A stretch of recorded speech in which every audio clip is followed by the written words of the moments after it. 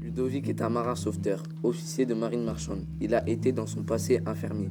Lors d'une course à travers l'Atlantique, il a connu un grave problème technique et ils se sont retrouvés avec son coéquipier à court de gasoil.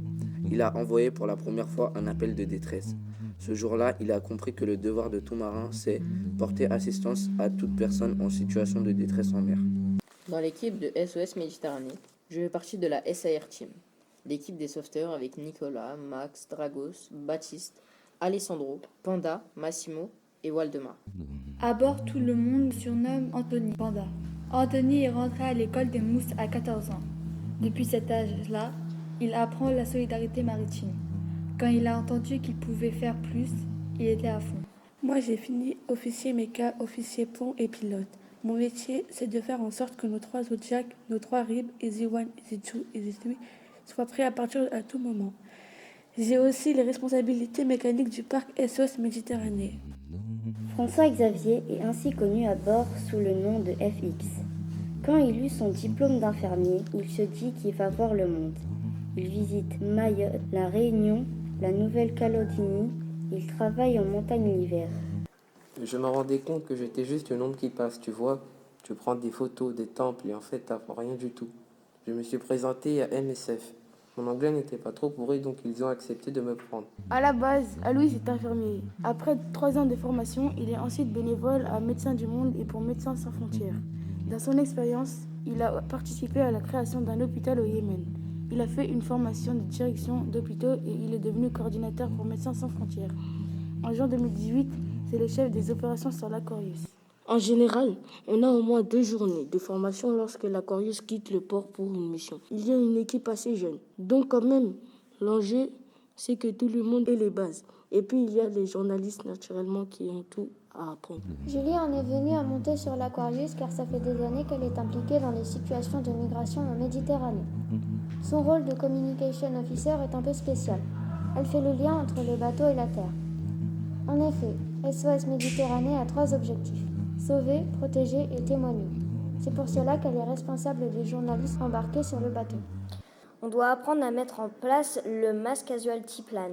En gros, une fois que ce plan est activé, certaines personnes sont réquisitionnées pour devenir les ombres des rôles de MSF. Donc en gros, moi, je dois m'entraîner à être l'ombre du docteur. Donc c'est quand même une grosse responsabilité qui, moi, me fait un peu peur. Il s'appelle Frédéric, c'est le chef des opérations sur Terre.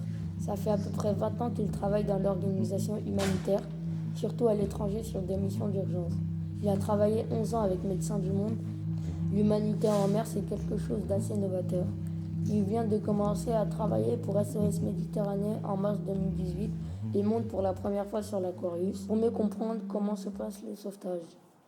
La règle à bord de nos navires, c'est que toute personne, y compris les journalistes, tout le monde, doit être capable de mettre la main à la pâte en cas de situation extrême. Annelise est une journaliste pour la télévision. Elle travaille pour Euronews quand elle débarque sur l'Aquarius avec un groupe d'autres journalistes. Je pense que je suis prête à tout. Tu vois, je pense que j'ai tout vu. J'arrive avec la sensation que je peux le faire. Je fais des listes carrément. Je suis déjà là dans mes délires. Tiens, là, ici, il y a une femme enceinte. Si on a un enfant, je vais faire comme ça. Mais je ne pense pas que cela va être aussi turbulent. Les marins se couchent tôt. Moi, je suis plutôt un oiseau de nuit. À 9h30 du soir, 10h, il n'y a plus personne sur le pont et je vais me coucher. Samedi matin, on a fait route vers la zone de recherche et sauvetage. Nous faisons route vers le sud à 14h. La marine italienne nous donne la position de 2 embarcations en détresse avec ordre de nous y rendre pour assistance. Là, c'est une formation un peu accélérée. Et on n'a pas du tout le temps ce jour-là de faire les entraînements comme il le faut parce qu'à partir du matin, on commence à recevoir des alertes de détresse. Moi, je ne me sens pas prête. On sait que des départs vont avoir lieu depuis la Libye parce que, vu la fenêtre météo, ça ne pouvait pas en être autrement. Avant, il y avait tempête et si on arrivait trop tard, il y aura tempête. C'est une question d'air.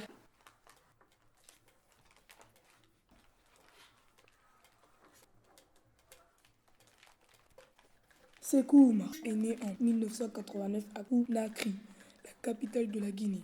Après ses études, il a été recruté dans l'armée dans une brigade qui lutte contre les trafics de drogue. La Guinée, c'est mon pays natal. C'est le pays où j'ai vu le jour et je l'aime du plus profond de mon âme. Mais cela ne m'empêche pas de dire la vérité. C'est un pays aussi qui est corrompu. Si ce que toi tu veux défendre, ça ne va pas dans l'intérêt des chefs. Si on n'arrive pas à te convaincre, la direction dira « Bon, cette nuit, éliminez-le ». Je savais que c'est ce qui m'attendait. Ce jour-là, j'ai pris mon billet d'Abidjan pour Ouagadougou. Mais je pensais, il faut aller plus loin. Autant de fois je prenais des distances de mon pays, je me sentais un peu plus en sécurité. Là, j'ai commencé à voir des gens qui se préparent pour la Libye. Quand j'étais au pays, on voyait ça dans les journaux, les gens qui cherchaient à immigrer l'Europe. Moi-même, je me disais ça. Mais pourquoi les gens vont se noyer en pleine mer? Mais maintenant, je me suis dit, peut-être d'autres aussi ont les mêmes situations que moi. On ne peut pas opter pour la mort, on ne peut pas risquer sa vie sans motif. Tous les immigrants ont un motif. Je me suis dit, pourquoi ne pas aussi chercher à rentrer en Europe?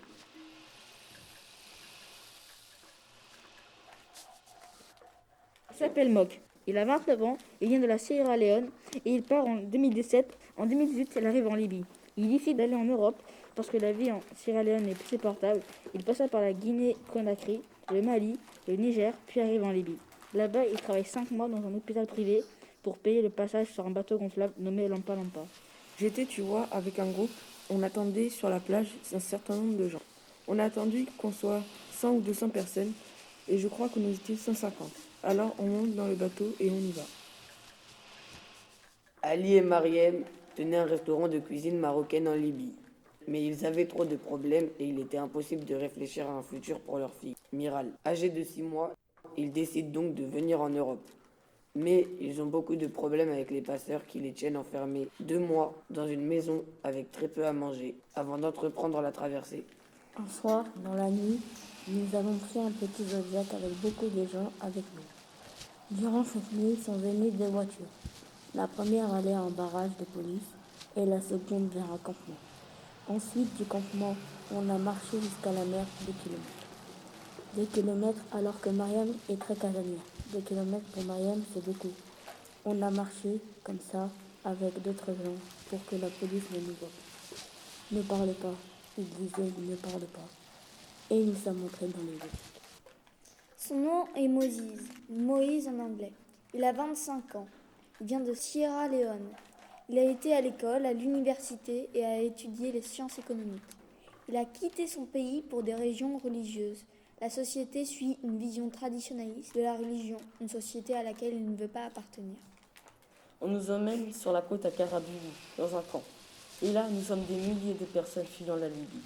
La nuit venue, nous marchons jusqu'à la plage. Et là, ils mettent tout le monde dans le bateau. Je m'assois près de la personne qui conduit. On part, on avance. Et on n'a même pas fait beaucoup de chemin quand une fille qui est assise là, elle s'appelle Marie, met ses mains sur les boudins du bateau pour boucher une fuite. On avance, et on aperçoit un bateau libyen à la fuite de personnes à capturer. Il y a des personnes responsables de la boussole et on va dans cette direction. Je leur demande, pouvez-vous me donner cette boussole?